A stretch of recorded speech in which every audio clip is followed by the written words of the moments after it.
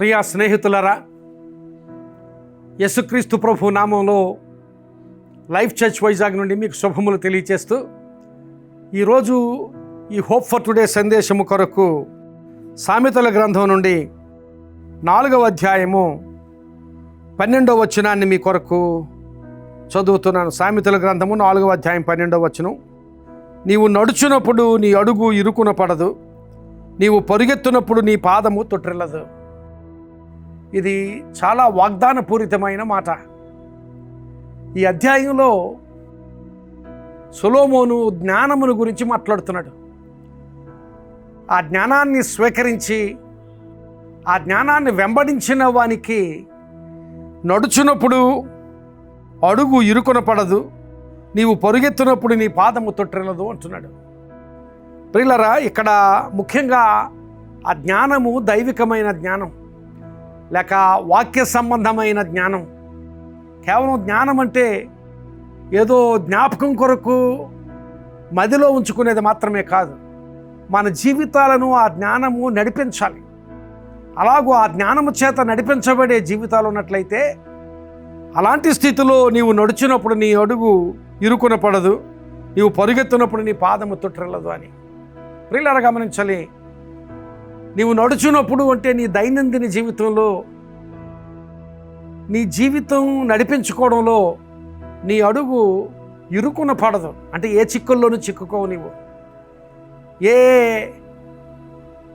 బుద్ధిహీనమైన నిర్ణయాలు చేసుకునే పరిస్థితి ఉండదు. అలాగే ఏ సమస్యలోనూ నీవు ఇరుకున పడవు. అలాగే నీవు పరుగెత్తునప్పుడు అంటే నీవేవైనా కార్యాలు వేగవంతంగా త్వరితంగా చేయాలి అనుకున్నప్పుడు, ఇంకా ఒత్తిడికి గురి కావలసిన పరిస్థితుల్లోనేమిటి, అలాంటి పరిస్థితుల్లో కూడా వాగ్దానం ఉంది. నీవు పరుగెత్తినప్పుడు నీ పాదము తొట్టిల్లదు అని వాగ్దానం. నీవు నడుచున్నప్పుడు నీ అడుగు ఇరుకున పడదు, నీవు పరుగెత్తినప్పుడు నీ పాదము తొట్టిల్లదు. ప్రియులరా, వాక్యము చేత నడిపించబడే స్థితి నీ జీవితంలో ఉంటే నీ అడుగులు ఇరుకున పడవు, నీ పాదము తొట్టిల్లదు. అందుకనే ఆ కీర్తనకారుడు అన్నాడు, నీ వాక్యము నా పాదములకు దీపమును నా త్రోవకు వెలుగునై ఉన్నదని. ఆ వాక్యం చేత, ఆ జ్ఞానము చేత, దైవికమైన జ్ఞానము చేత నడిపించబడే జీవితం నీవు పొందుకున్నట్లయితే నీ దైనందిన జీవితంలో నీ జీవితాన్ని నడిపించుకోవడంలో ఏ ఇబ్బంది నీకు కలగదు.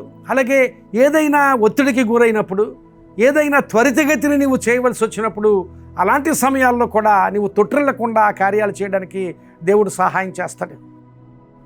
దావీదు జీవితాన్ని చూస్తే దావీదు చాలా ఒత్తిడికి గురైన స్థితిలో కూడా ఏమాత్రం కూడా తొట్టిల్లకుండా నడిచిన సంగతి దావీదు జీవితంలో ప్రతినిత్యం మనం గమనించగలం.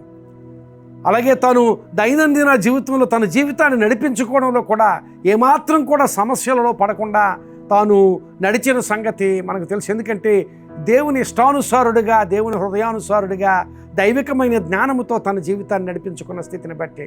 కనుక ఈ వాగ్దానం నీవు స్వతంత్రించుకోవాలంటే దేవుని వాక్యాన్ని నువ్వు స్వీకరించి ఆ వాక్యం చేత నడిపించబడే స్థితిలో దేవునికి నీ జీవితాన్ని అప్పగించు. ఈ వాగ్దానాన్ని స్వతంత్రించుకో. ఈ వాగ్దానం నీ కొరకే. నీవు నడుచున్నప్పుడు నీ అడుగు ఇరుకున పడదు, నీవు పరుగెత్తునప్పుడు నీ పాదము తొట్టిల్లదు. ఈ వాగ్దానము నీ జీవితంలో దేవుడు నెరవేర్చునుగాక. ఆమేన్. ప్రార్థన.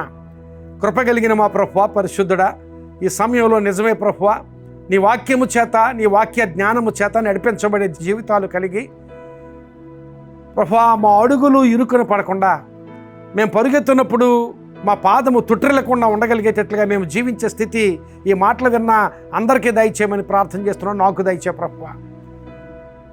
ఈ మాటలు విన్నవారు అందరూ ఆ వాగ్దానాన్ని స్వతంత్రించుకోగలిగేటట్లుగా సహాయం చేయండి. అలాగే ప్రభువా, వారి జీవితాల్లో సమస్యల నుంచి విడుదల దయచేయండి, అవసరతల్లో సహాయం చేయండి. యేసు నామమున అడుగుచున్నాను తండ్రి. ఆమేన్.